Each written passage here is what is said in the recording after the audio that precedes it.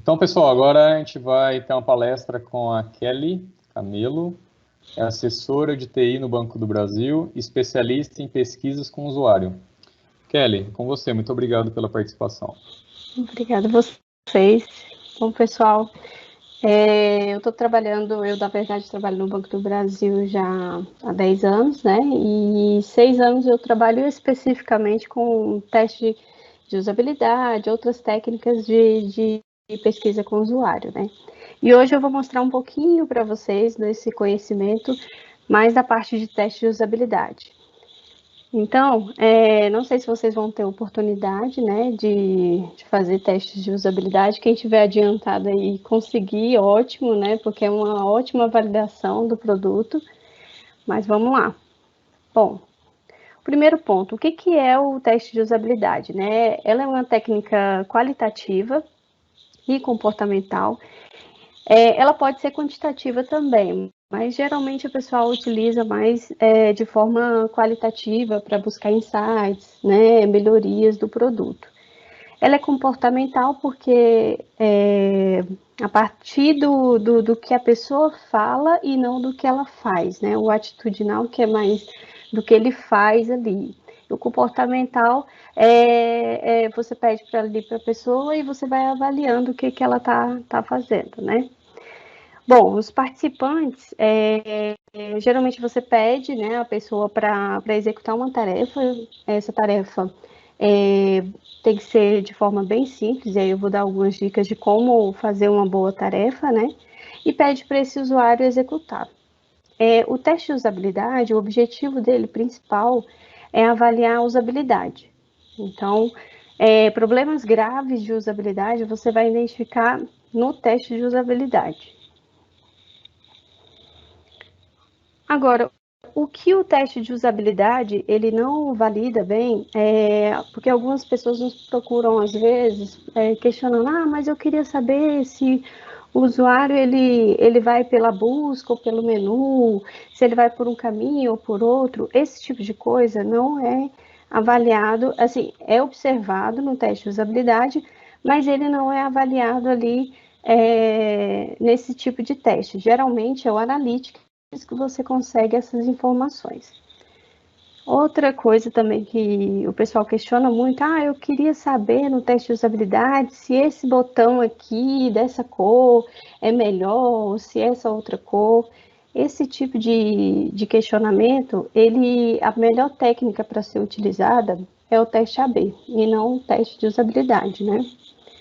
E aí, outra questão eu tenho várias opções de nome para um menu, para um botão, e aí eu queria tirar essa dúvida. O teste de usabilidade também não responde esse tipo de pergunta, tá? Aí, o melhor seria ou um teste AB, ou então um questionário, você perguntando qual a melhor forma que ele colocaria, que ele usaria, né, para colocar o nome de um botão, ou enfim, N coisas, né? Então, o teste de usabilidade não valida esse tipo de coisa. E aí, vamos lá. E aí, quais são os tipos? Você pode fazer o teste de usabilidade em laboratório, onde você tem uma sala fechada, câmeras, tudo muito preparado, né? Em alguns casos tem até uma parede de vidro, uma janela de vídeo espelhada, né? Que do outro lado vai estar a sua equipe observando e analisando os testes. Tem o em contexto, que seria a pessoa vai até o local do usuário, né? Pode abordar a pessoa ali ou marcar com ele, né? E fazer o teste. Isso a gente chama de em contexto. E agora, né? Com a pandemia, tem se tornado muito utilizado o teste remoto moderado, com moderador, né? E o teste remoto sem o moderador. Então, com o moderador, seria mais ou menos esse bate-papo aqui que a gente tem, onde o usuário vai compartilhar a tela e eu vou passar as tarefas para a pessoa, ele vai executar e eu estou observando a tela dele, ele compartilha comigo a tela também. Agora, o sem o moderador, existem ferramentas onde você descreve a tarefa envia, né, coloca o link do protótipo, coloca as tarefas, e aí ele executa no momento que ele estiver disponível. Isso pode chegar por e-mail, pode ser um link que você manda por WhatsApp, enfim. Tem ferramentas bem preparadas para esse tipo de teste. Mas tem uma perda porque você não está ali ao vivo para conversar, para entender melhor o que está acontecendo na tela do usuário, né? Então ele faz, é gravado, depois você olha, vê todo o teste, né, e analisa. Mas se surgir alguma dúvida, algo que você não entendeu por que o usuário fez daquela forma, você não consegue esclarecer. Então tem essa perda, né? Então vamos lá. Como é que eu faço um teste de usabilidade? Para começar, acho que aqui está cortando um pouquinho, deixa eu diminuir. Para começar, você tem que ter um objetivo. Então, defina um objetivo claro e simples do que você quer testar. Então, ali a gente tem um primeiro objetivo, que é avaliar a usabilidade da transação de alteração de senha após esquecê-la. Então, assim, você quer testar a alteração de senha, tá? E aí você cria a tarefa. A tarefa bem simples, bem curta, tá? Então, imagine que você baixou o aplicativo e não se lembra da senha. Recupere a senha. E aí, a gente também tem que definir os indicadores de sucesso. O indicador de sucesso nada mais é a declaração daquilo que você espera como resultado final daquela tarefa. Então, são os caminhos que o usuário tem que percorrer dentro do aplicativo, dentro do site, enfim, da sua solução. E aí é descrito dessa forma mesmo, tá? Passo a passo. Então, na tela inicial, clica no botão, na opção esqueceu, preenche o campo e-mail, clica no botão enviar, na caixa de entrada do e-mail, clique na mensagem com o título tal, aí no e-mail, clica lá no link para cadastrar nova senha, preenche os 2 campos lá de nova senha, confirme a senha, botão atualizar, até chegar ao ponto em que exibe a mensagem alteração realizada com sucesso. Então, quando ele chega nessa tela com essa mensagem de alteração realizada com sucesso, você considera que ele fez a tarefa de forma correta, tá? Em alguns casos, acontece que do usuário ir por outro caminho e ele achar que fez a tarefa com sucesso, mas você perceber que ele não foi pelo caminho esperado. Então, por isso que a gente declara esse indicador de sucesso, tá? E aí, como eu já relatei, né, a tarefa ela tem que ser bem simples, ela tem que ser clara, objetiva, para que a pessoa não se confunda, né? Tem que ser uma linguagem mais informal, mais do dia a dia. Como é que você falaria para uma pessoa executar algo lá no aplicativo ou na sua solução que ela entendesse de forma bem rápida, né? Então, por isso que a gente pede para não estender muito, não ser aquela tarefa com vários comandos. É uma missão, né? Então, cada tarefa, uma missão, tá joia?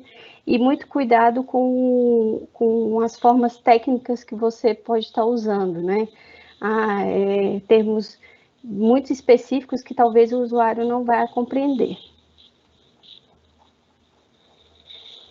Uma coisa que eu sempre sugiro para as pessoas fazer antes de sair para o teste faça o teste do teste. Então, se você já fez todas as suas tarefas, já está tudo pronto, faça um teste com alguém conhecido. Então, pega ali, vê se a pessoa está compreendendo o que você perguntou, qual caminho que ela está percorrendo, se o protótipo está ok, se a ferramenta tá funcionando direitinho, né? Porque essa questão da ferramenta às vezes pode dar algum problema em cima na hora do teste, né? Então você tem que verificar se tem mesmo algum problema, tá? E aí o teste ele é muito para ver a redação, né? Se tá tudo claro, se a interação do protótipo, a ordem das tarefas ela é muito importante. Tente fazer o caminho que usualmente ele faz? Se ele vai, se você quer validar a exclusão, a inclusão e a alteração, então beleza, começa com a inclusão, com o cadastro, né? Depois você vai excluir, não comece pela exclusão. Então, tenha cuidado com essa ordem lógica das coisas, tá? E até para testar também o tempo de execução do teste. Algumas pessoas às vezes criam muitas tarefas, fica aquele teste muito cansativo, e aí isso pode também impactar na experiência ali que a pessoa está tendo durante o teste, né? Então, avalie bem se não está ficando muito extenso o teste, e isso pode prejudicar ali a sua coleta, né, de informações. E aí, assim, tá, quantas pessoas eu vou precisar para o teste de usabilidade? Do teste de usabilidade qualitativo, eu não preciso de muitas pessoas, tá? Existe um estudo que fala que 5 pessoas é suficiente para você identificar os problemas mais graves de usabilidade. Então, não precisa ser muitas, 5 pessoas é o suficiente, tá? Mas aí, assim, se tratando de perfil, se a sua solução tem mais de, sei lá, 5 perfis, são 5 pessoas de cada perfil, tá joia? Muito cuidado com não recrutar pessoas conhecidas, tá? A gente sempre fala que vamos evitar pessoas conhecidas, essas pessoas tendem a falar bem do seu produto, tendem a não ser tão sinceros, né? Então, por isso a gente pega o amigo do amigo que não te conhece, algo desse tipo. Não busque usuários que não sejam o público-alvo da sua solução. Então, se é para um determinado público, tente fazer o teste com essas pessoas, tá? E na hora de abordar, assim, no presencial, em alguns casos, é um pouco difícil você convencer a pessoa de fazer o teste e tudo mais. Então, a gente evita, em alguns casos, falar que é teste ou pesquisa, porque algumas pessoas interpretam como, eu vou ser testada, eu vou ser avaliada, né? Então, a gente tenta abordar falando que é uma simulação de uso e que quer a opinião dele com relação àquele produto. Uma abordagem mais tranquila para que ele não se sinta ali pressionado a fazer algo certo, né? E aí, durante a execução, beleza, preparei tudo, vou a campo, vou executar o teste. Como é que a gente trabalha? É um participante por vez, então é um usuário a cada sessão de teste e 2 pesquisadores. Por que 2? Enquanto um conduz a pesquisa, o outro só anota e observa tudo que está acontecendo. E também até para ver se o moderador, né, que é a pessoa que está conduzindo o teste, não está esquecendo de alguma informação, algo que passou batido, e aí que deve ser esclarecido. Então, essa segunda pessoa, ela está mais ali para apoiar e para anotar também as informações, tá? Seja objetivo, né? Não fique enrolando, conversando.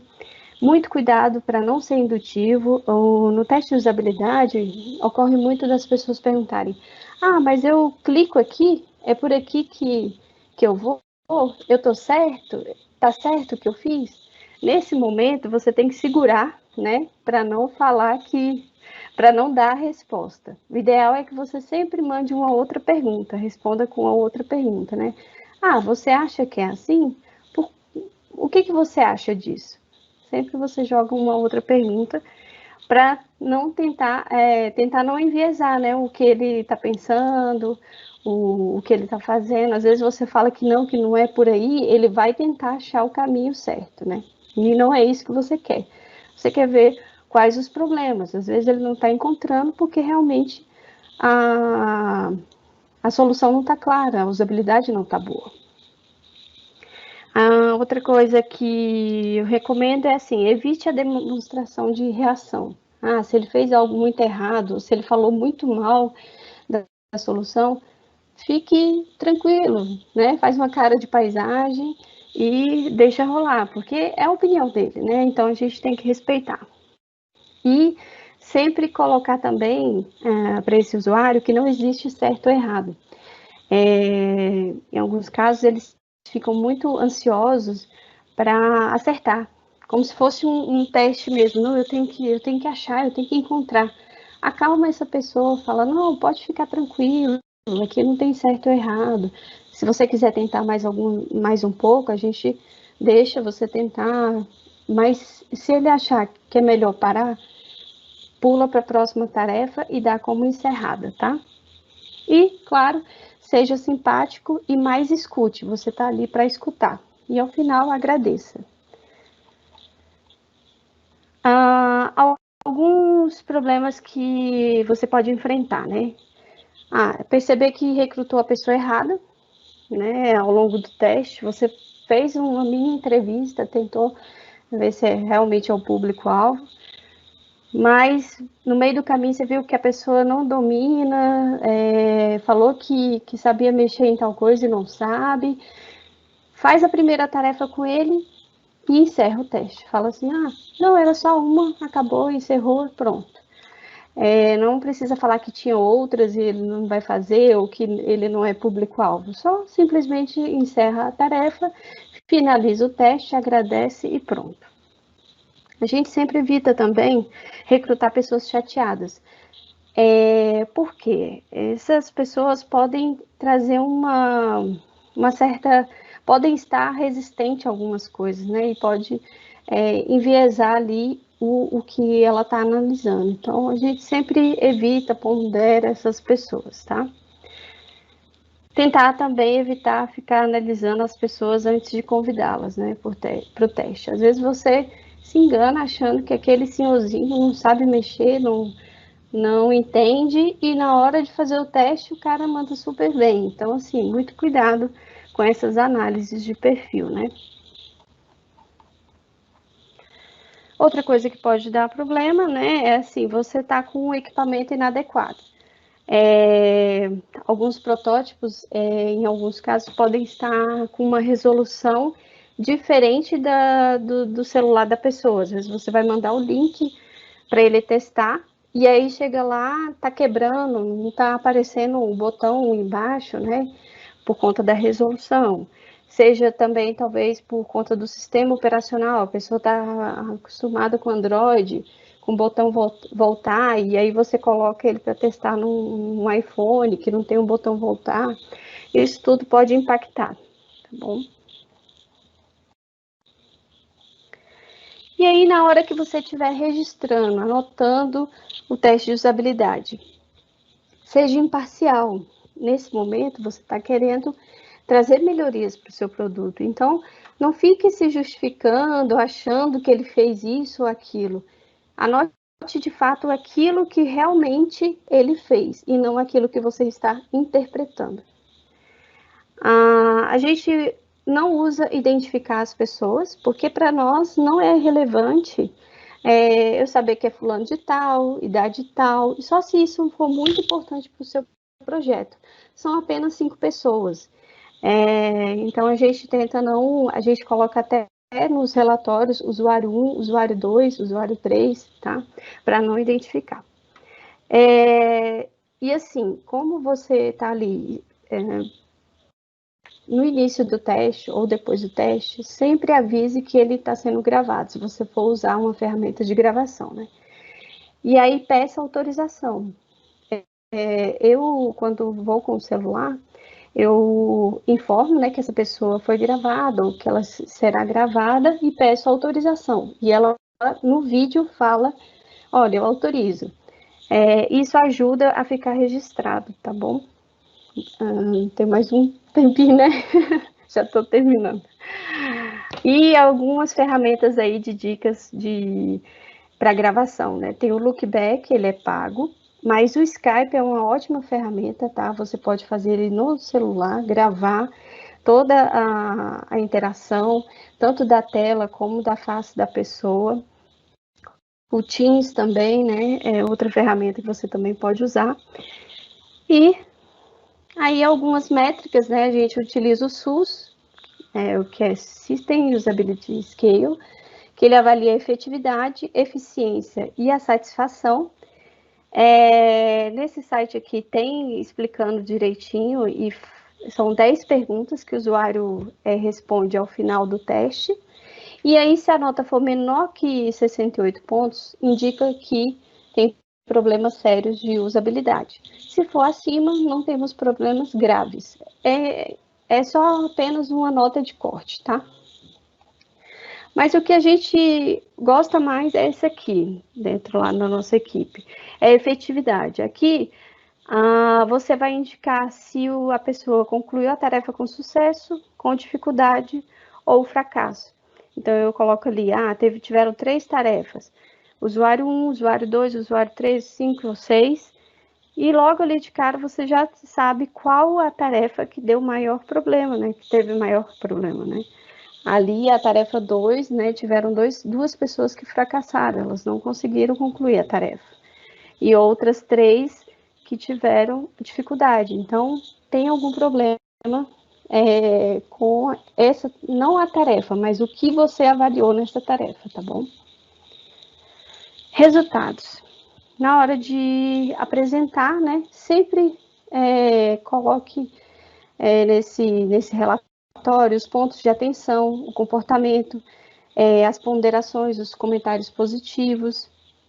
A gente também coloca os fracassos, né, as dificuldades e sugestões que ele pode ter informado ao longo do teste.